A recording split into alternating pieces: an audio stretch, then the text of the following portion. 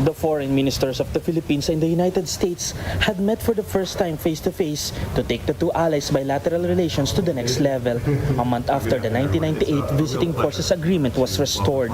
As relations went back to normal, Foreign Affairs Secretary Teodoro Locsin Jr.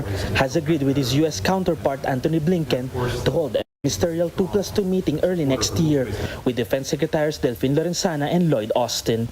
The 2+2 meeting will strengthen the country's security alliance with the U.S. and will provide balance in the power equilibrium, especially in light of China's expansionist policy and creeping assertion.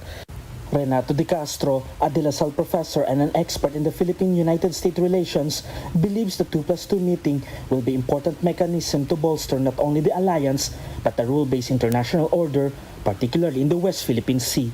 This began in 2010, at the time that the alliance was shifting away from the focus on counterterrorism to what you call the South China Sea issue. We cannot always focus on internal security matters. We have to focus on the external.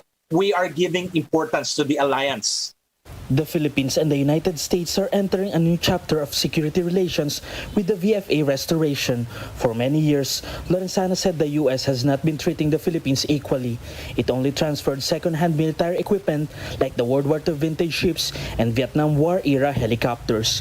He has asked the U.S. to review the 1951 Mutual Defense Treaty, seeking clarity on Washington's commitments to the treaty obligations. So what will be the significance of the 2+2 meeting? President Joe Biden, who emphasized that, number one, the strategic competition with China would continue, and second, the United States would rely more on its allies. So this was in recognition that the alliance has to change. There has been a hiccup in the strategic relations after President Rodrigo Duterte decided to send a letter to Washington to terminate the 1998 Visiting Forces Agreement. We have to accept the fact that we have a president who is not an admirer of the United States. But what did we get from China? Of course, continuing gray zone operation, our patrol planes of the Philippine Air Force were being threatened by Chinese forces in their occupied islands. But two allies are back in each other's arms. It sends a strong message to the region and to the world that America will remain a reliable and credible security partner in this part of the world. The Philippines must make sure the alliance will remain robust by choosing the next leader who will not sacrifice long-term security alliance with short-term economic benefits. I am Stanley Gajete and we are One News.